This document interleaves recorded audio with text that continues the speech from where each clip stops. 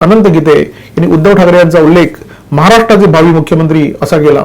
तरुणपणी बाळासाहेबांच्या विचारामुळे प्रभावित होऊन अनंत गीते शिवसेनेमध्ये दाखल झाले। फक्त अनंत गीते यांचं राजकारण बदललेलं आहे। अनंत गीते या विषयी एका जाहीर सभेमध्ये उघडपणे बोलले। त्यांनी राष्ट्रवादी काँग्रेसवर घणाघात केला की राष्ट्रवादी काँग्रेसचा जन्म काँग्रेसच्या पाठीत खंजीर खुपसून झालेला आहे।